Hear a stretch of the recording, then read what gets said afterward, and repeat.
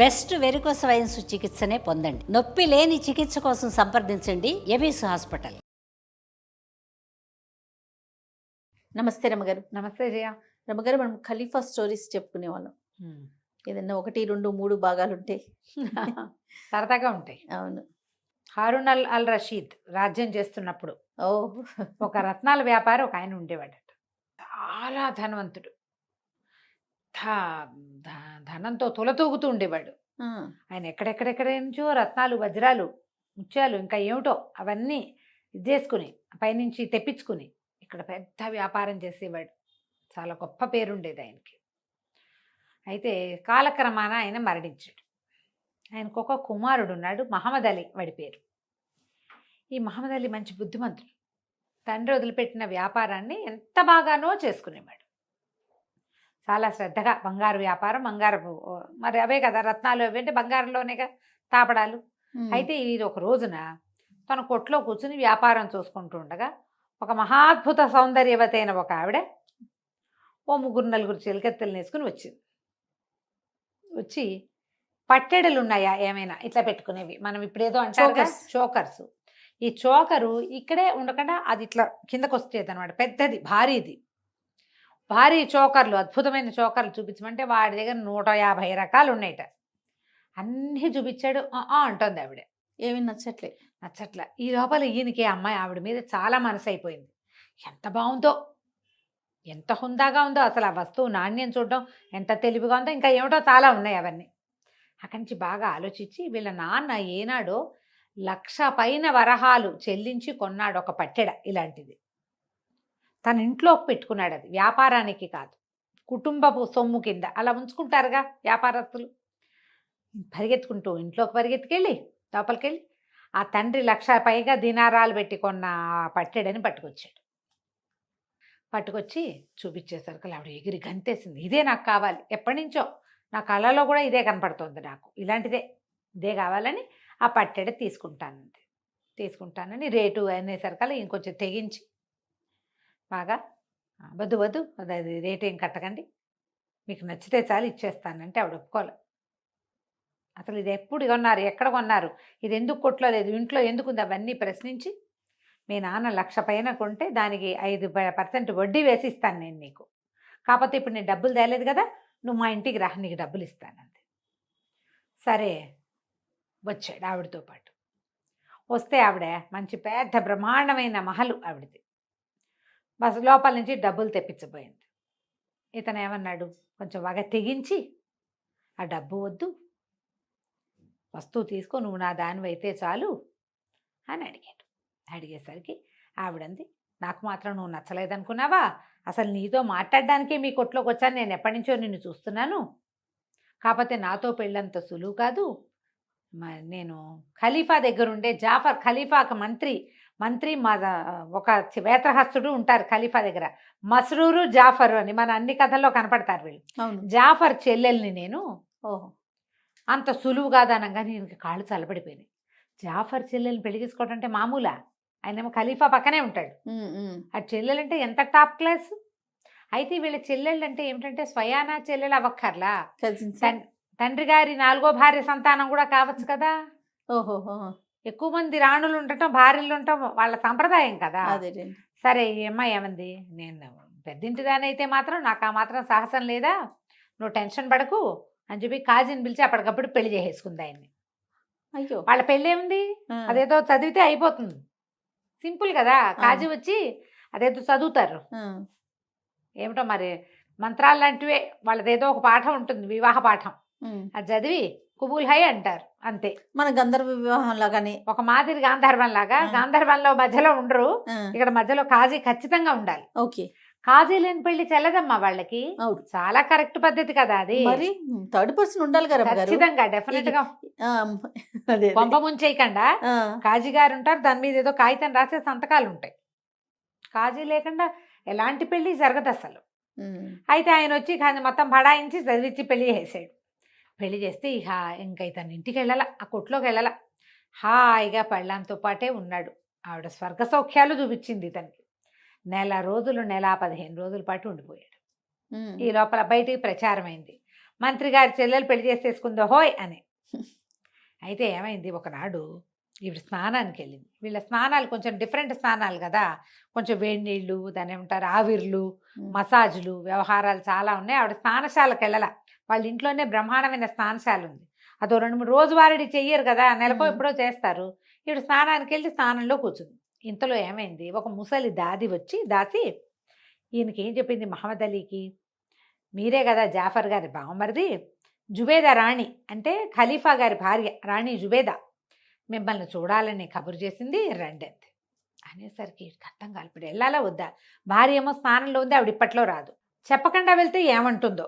ఇప్పటిదాకా ఒక్కనాడు కూడా ఆమెను విడిచి వెళ్ళాల ఈ నెల 15 రోజుల్లో. పెళ్ళైన నెల 15 రోజులైతే అతను గుమ్మం దిగి వెళ్ళాలా, ఇంటికి వెళ్ళాలా ఇంకా. అది ఆవిడ ఇప్పుడు స్నానానికి వెళ్ళింది. బాగా ఆలోచించి రాణిగారి దగ్గరికి వెళ్ళానంటే ఎందుకు కాదంటుంది, వాళ్ళ అన్నయ్య ఏమో ఓ పక్కన మంత్రి అయ్యను అని ఆలోచించుకుని ఆవిడ స్నానంలో ఉందిలేని ఈయన వెళ్ళిపోయాడు. ఆ వెళ్ళంగానే ఆ జుబేదా గారు ఈయన చూసి, బాగా రారా కూర్చొని, మా మంత్రి తన చెల్లెలు ఎవరినో పెళ్లి చేసుకుందంటే ఎవరినో అనుకున్నాను, అబ్బో ఎంతో బాగున్నావు, నువ్వు ఏం వ్యాపారం చేస్తావు, నీకు అదే ఇదే, మీ అమ్మాయి ఏమిటి, నాన్న ఏమిటి, సంగతి ఏమిటి, సందర్భం ఏంటి, 2 గంటలు కనుక్కుని ఏదో కాస్త ద్రాక్ష రసవం కూడా ఇచ్చి వెళ్ళరా చాలా మంచిదని పంపేసింది. కాకపోతే మహమ్మద్ అలీకి తెలియని సంగతి ఏంటంటే, జుబేదా గారికిను ఈ మన అందగత్తెకి అస్సలు పడదు జాఫర్ చెల్లెలకి. వాళ్ళు చాలా సందర్భాల్లో పోట్లాడుకున్నారు. ఈవిడికి ఈ అమ్మాయికి తన భార్యకి ఆడి మొహం గిట్టదు, మంత్రి గారి చెల్లెలకి రాణిగారి మొహమే గిట్టదు, రమ్మంటే నేరాని పొమ్మంటుంది. ఎప్పుడైతే ఈవిడ స్నానం చేసి బయటకు వచ్చిందో ఈయన చక్కగా అత్తరు అది పూయించుకుని అంతఃపురంలో వచ్చాడు. వచ్చేసరికి హాత్ తెరిక, నువ్వు జుబేదాని చూడడానికి వెళ్తావా, నేను ఇంపార్టెంటా నీకు, జుబేదా ఇంపార్టెంటా, ఇంత ద్రోహం చేస్తావా, నాకు ఆవిడికి పడదని తెలిసి దాన్ని చూడడానికి ఎలా వెళ్ళావు నువ్వు అని చెప్పి కేకలు పెట్టింది, కొట్టింది, పీకింది, లాగింది. ఇంకా మామూలుగా చేయలే. ఇదంతా చేసి అక్కడి నుంచి ఒకడు ఉంటాడు, వీడికి మంచి బ్రహ్మాండమైన కత్తి పుచ్చుకుని వాకిట్లో ఉండేవాడు, వాడిని పెద్ద కేకలు పెట్టింది. వీడి ప్రేమ ద్రోహిని నరికి చంపేమంది. వాడు కత్తి పుచ్చుకొచ్చేస్తాడు. అయ్యో రామ, కత్తి పుచ్చుకొచ్చేసాడు. వచ్చేసేసరికి ఆ ఇంట్లో ఉన్న దాసదాసి గణం అంతా కాళ్ళ వెళ్ళబడ్డారు ఈవిడ్ని. మా అమ్మ మా తల్లి వదిలేసి, అంత పెద్ద తప్పు కాదు, కొంచెమే తప్పు, చంపేయద్దు, కావాలంటే 2 దెబ్బలు కొట్టు కొట్టించు, కానీ చంపకూడదు. చంపేంత ద్రోహం చేయలే, తెలియక చేశాడు. నీకు రాణిగారికి పడదని నువ్వేనాడు సందర్భంలో చెప్పాల. ఇతను వ్యాపారం చేసుకునే కుర్రాడు, మీ రాణిగారి సంగతులు నీ సంగతులు అతనికి ఎట్లా తెలుస్తాయి? ఏదో బంగారం రత్నాలు వజ్రాలు అంటే తెలుస్తాయి. ఒట్టి పుణ్యానికి భర్తను చంపేస్తావా అమ్మా అని బతిమలాడి చచ్చారు వాళ్ళంతా, దాసీలు పనివాళ్ళు. వీడు చాలా మంచివాడు. దాంతో వాళ్ళందరూ కాళ్ళ వెళ్ళ పడితే ఆవిడ ఏం చేసింది, చింతబరికతోటి చిత కొట్టించి యథాశక్తి తను కూడా కొట్టి, ద్రోహి వీడు, నాకు ఎవరంటే ఇష్టం లేదో వాళ్ళ దగ్గరికి వెళ్ళి అత్తరు పోయించుకుని ద్రాక్షారసం తాగొచ్చాడు. ఇంతే, ప్రేమ ద్రోహి వాడు. కొట్టి వీధిలో బారేయించి, నీకు నాకు చెల్లి అయిపోయింది ఒక నెలలోనే. నెల 15 రోజులకి చెల్లని రోడ్డు మీద బారేసింది. ఆ రోడ్డు మీద పారేయబడిన మహమ్మద్ అలీ ఎట్టా గొట్ట ఈడ్చుకుంటూ ఎవడో తెలిసిన గుర్రబండి వాడు చూసి వీడిని గుర్రబండి ఎక్కించుకుని ఇంట్లో బారేసాడు తీసుకొచ్చి. దానికి వైద్యాలు చేయించి మొత్తాన్ని పుళ్ళన్నీ మానేక వాడికి ఒక రకమైన అసహ్యం పుట్టింది. ఇంత అవమానమా నాకు? ఈ అవమానానికి ప్రతిక్రియ ఏం చెయ్యాలి? ఊరిని ఏదో చెయ్యాలి, ఏం చేయాలో తెలియదు. దాన్ని ఏం చేయలేడు, ఆ భార్యామణిని అతనేం చేయలేడు. అందుకని ఏం చేశాడు, కోట్ల కొద్దీ ఉన్న ఆస్తిని తెగనమ్మేశాడు. ఇవి విచిత్రమైనవన్నమాట ఇవన్నీ. అదే కదా, కేవలం మనకి ఏమంటారు, ఈ అరేబియన్ నైట్స్లోనే ఇలాంటి పరమ విచిత్రాలు కనపడతాయి. మామూలుగా పగ తీర్చుకోవడం అంటే మనం ఏమనుకుంటాం, ఇంకో 2-3 పెళ్లి చేసేసుకోవటం కనీసం లేకపోతే వాళ్ళ ఇంటి మీద రాళ్ళు రప్పలు వేసి దాన్ని ఏదో గొడవకి చేయటం. వీడు డిఫరెంట్ ప్రతీకారం తీర్చుకున్నాడు. బాగుంది రావు గారు. ఏం చేశాడు, ఆస్తంతా అమ్మే అవతల పారేశాడు. మొత్తం పూచికపులతో సహా అమ్మేసి కొన్ని కోట్ల రూపాయలు చేర్చాడు. 100 మంది బానిసల్ని కొన్నాడు. ఈ బానిసల్లో ఖలీఫా లాగా దగ్గర ఉండేటువంటి జాఫర్ లాగా ఉండేవాడిని ఒకడిని, మేత్రహస్తుడు అంటే కర్రపుచ్చుకుని ఖలీఫా వచ్చారు హోయ్ అని చెప్పే మస్రూరు, పరమ ప్రాణం ఆయనకి ఖలీఫాకి. ఆ మస్రూర్ లాగా ఉండేవాడిని ఒకడిని, 2 ప్రత్యేక బానిసల్ని పెట్టుకున్నాడు. అక్కడి నుంచి ఏం చేసేవాడు, ప్రతి పౌర్ణమి నాటి రాత్రి వీడు ఖలీఫాలాగా బట్టలు ఖలీఫాలాగా వ్యవహారం అంతా ఏర్పరచుకుని ఈ 100 మంది బానిసలు వెంట రాగా ఆ మస్రూరు జాఫర్ లాగా ఉన్న వాళ్ళని కూడా వెంబడ పెట్టుకుని టిగ్రిస్ నది మీద నౌకాయానానికి వెళ్ళేవాడు. ఖలీఫాయే వచ్చాడు అనుకునే వాళ్ళందరూ. వాడు నేను ఒక అంటే ఖలీఫాకి నకలుగా జీవించి ఆ అవమాన భారాన్ని తగ్గించుకోవాలనుకున్నాడు. ఊరిని వాడి పాయింట్ చూడు.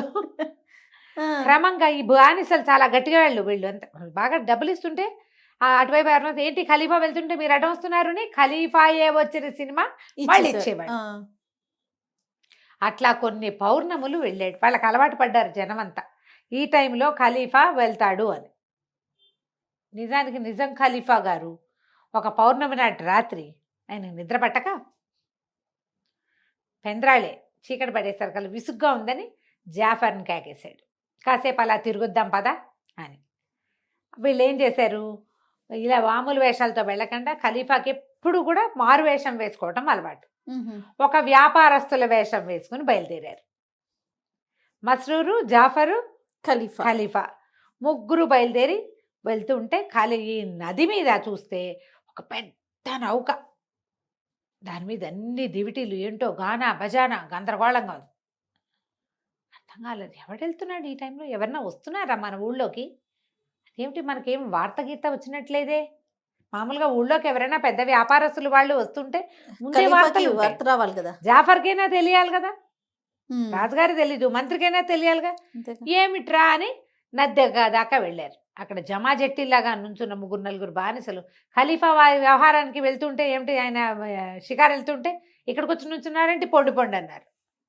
కాంతపోయారు. ఏమిటి ఖలీఫావా, మనం ఇక్కడే కదా ఉన్నాం, వీళ్ళు వెళ్ళేవాడెవడో వీళ్ళకి అర్థం కాల. ఆ వెళ్ళేవాడెవరో తెలుసుకోవడానికి వీళ్ళు బాగా ప్రయత్నం చేయటానికి ఏం చేశారు, ఇంకో పక్క నుంచి అక్కడికి వెళ్ళారు. అక్కడికి వెళ్ళాక వీళ్ళు ఏం తెలుసుకున్నారో మనం వచ్చే భాగంలో తెలుసుకుందాం. అబ్బా భలే ఉంది రమ్మగారు, ఇంట్రెస్టింగ్ గా ఉంది. నమస్తే అండి. నమస్తే జయ. నమస్తే రమ్మగారు. నమస్తే జయ. రమ్మగారు, ఖలీఫా స్టోరీ చెప్పుకుంటూ ఉన్నాము. ఖలీఫా మస్రూరు జాఫరు టిగ్రిస్ నది దగ్గరకు వచ్చారు. పడవ మీద ఏదో కోలాహలం కనపడుతోంది వీళ్ళకి.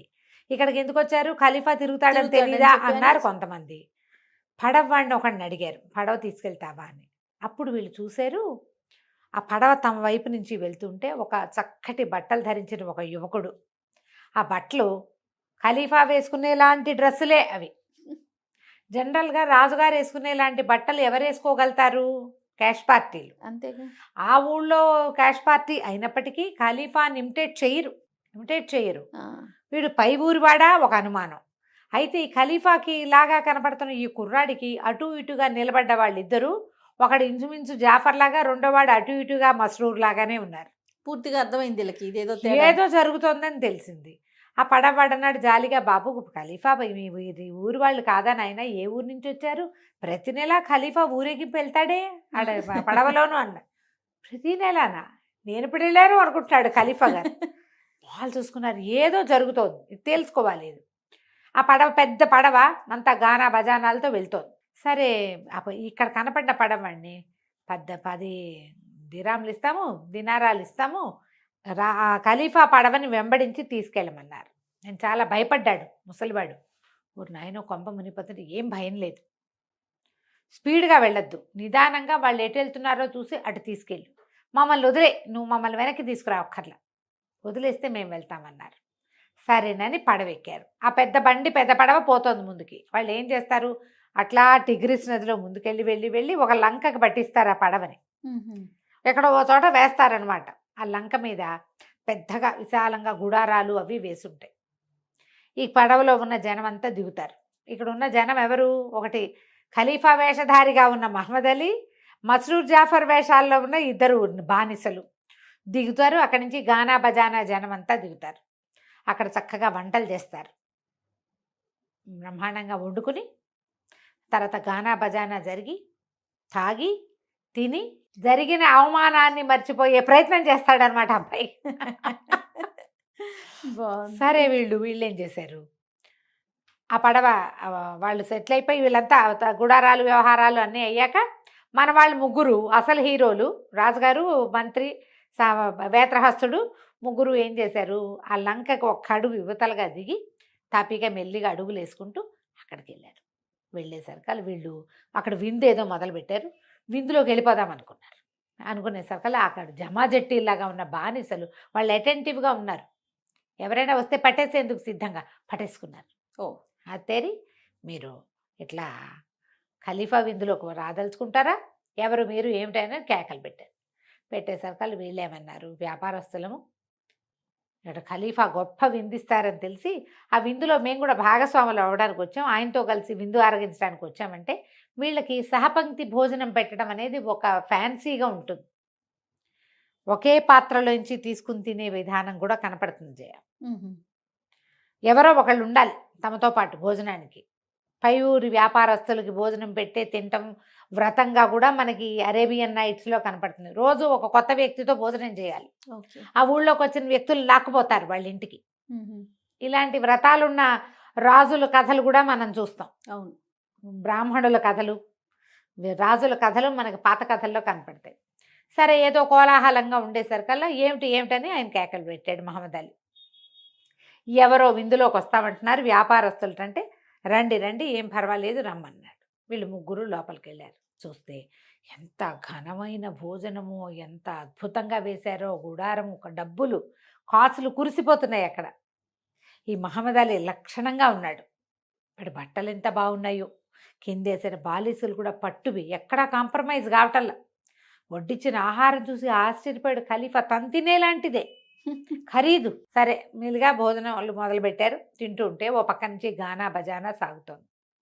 ఒక అమ్మాయి ఎవరో పరమాద్భుతమైన విరహ కీర్తనలు పాడింది. వింటూ వింటూ ఆనందంతో తన్మయుడైపోయిన మహమ్మద్ అలీ లేచి నిలబడి బట్టలు చించేసుకున్నాడు. అయ్యో రామ విషాదంలో, దుఃఖంలో చేస్తారు కదా, బట్టలు చించి అంత ఖరీదైన బట్టలట చింపేస్తుంటే ఆశ్చర్యపోయారు వీళ్ళు. అయితే ఈ చింపేసే క్రమంలో వాడి వీపు మీద ఉన్న వాతలు చింతపరికి పెట్టి కొట్టించింది కదా, వీపు మీద వాతలన్నీ కనపడ్డాయి. వీళ్ళు ముగ్గురు మాట్లాడుకుంటున్నారు, ఏదో ఉంది రహస్యం. వీడు ఇంత ఖరీదైన గుడ్డలు వేసుకుని ఆ గుడ్డని బదబదాలుగా చింపేయగలిగిన వాడు ఒంటి మీద, ఇవేం వాతలు ఉంటామేంటి? వీడికి ఏదో చేదు అనుభవం ఉంది గ్యారంటీగా.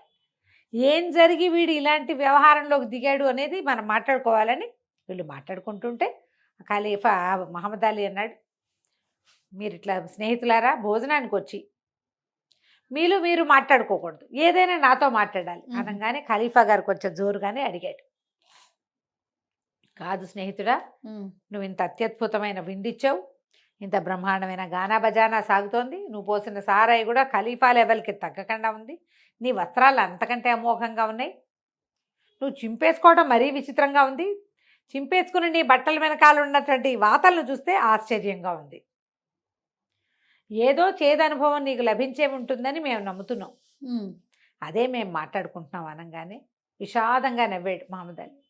నా సంగతి చెప్పుకోవాలి, ఎవరికైనా చెప్పుకోవాల్సిన కథే నాది అని గానా బజానా ఆపిచ్చేశాడు.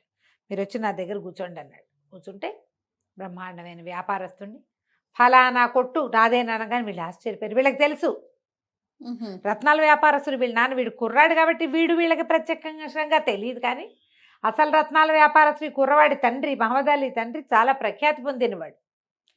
ఖలీఫా పెళ్ళిళ్ళప్పుడు బంగారం తెచ్చిపెట్టిన వాడు అతనే. ఆయనకు ఆశ్చర్యం వేసి, వీడు మన స్నేహితుడు కొడుక, వీడి పరిస్థితి ఏమిటి ఇట్లా? అప్పుడు నేను ఒక అమ్మాయిని ప్రాణప్రియంగా ప్రేమించాను, మా నాన్న కొన్న లక్షలాది వరహాల ఖరీదున్న బంగారు పట్టెడని ఆమెకే సమర్పించాను, ఆమెమో నన్ను పెళ్లి చేసుకుంది, నేను ఆమెతోటే గడిపాను. ఒకనాడు జుబేదారాణి కబురు చేస్తే రాణి అంటే ఆమె స్నానం నుంచి వచ్చేసరికి నేను కనపడకపోతే బాధపడతాను తెలుసు నాకు, కానీ రాణిగారి మాట కాదట్టమేలాగా, రాణి దగ్గరికి వెళ్ళానంటే సంతోషిస్తుంది అనుకున్నాను, ఆ రాణికి ఆవిడకి పడదు అనగానే జాఫర్కి అర్థమైంది ఇది మన చెల్లె అని. ఏదో విన్నారు చెల్లెలు పెళ్లి చేసుకుందని వదిలేసిందని, ఏం జరిగిందో వాళ్ళకి తెలియదు, ఇప్పుడు అర్థమైంది. ఆమె నన్ను చిత కొట్టించింది, నా ఒంటి మీద ఉన్న దెబ్బలన్నీ అవే, మరి ఇంకేం చేయను, అవమానం నుంచి తేరుకోవటానికి, నేను బాగా రంజించటానికి నా మనసు, నేను ఈ మార్గాన్ని ఎన్నుకున్నా. ఇప్పటికి సంవత్సరంగా ఖలీఫా లాగా నేను ఇదే చేస్తున్నాను. వీళ్ళు ఆశ్చర్యపోయారు, ఏడాది నుంచి సరుతుంటే మనకు తెలియట్లేదురా నాయన. సరే ఆయన్ని బాగా చేశారు, బాగా సాంత్వన పరిచి మళ్ళీ కలుసుకుందామని మెల్లిగా యువతలకు వచ్చేసారు. వచ్చి వీళ్ళ పడవ తెల్లవారేసరికి దారి పడుతుంది కదా, వీళ్ళ పడవలోనే ఎక్కి వెనక్కి వచ్చారు. మర్నాడు ఏం చేశాడు ఖలీఫా, సభ తీర్పిచ్చి మహమ్మద్ అలీని పిలిపించాడు. అతనితో పాటు జాఫర్ చెల్లెల్ని కూడా రమ్మన్నారు. ఓహో. చూపించారు. ఈ మనిషిని ఎరుగుదువా అని అడిగారు. వీడెవడో నాకు తెలియదు అంది ఆవిడ, కొట్టించి కూడా. అప్పుడు ఆయన, నువ్వు నిన్న రాత్రి మాకేం చెప్పావు అది సభకి చెప్పాలి. నువ్వు ఓ పిల్లని ప్రేమించి దాన్ని వివాహం చేసుకుని దానికి ఇంత బంగారం ధారపోసి తెలియక చేసిన ఒక పొరపాటుకి ఇలాంటి శిక్ష అనుభవించండి. వీడు అనుభవిస్తున్నాడు, ఇంకా స్టిల్ అవమానంలోనే ఉన్నాడు. పోనీ కొడితే కొట్టింది, మళ్ళీ కావలించుకుంటే వీడికి వచ్చిన అభ్యంతరం ఏం లేదు. అన్నీ కొట్టి తర్వాత ఐఎమ్ సారీ అంటే కోపంలో కొట్టానంటే సరిపోతుంది. ఇప్పుడు అవే కదా మన సంగతులు, చిత కొట్టేయటం, సారీ అంటాం.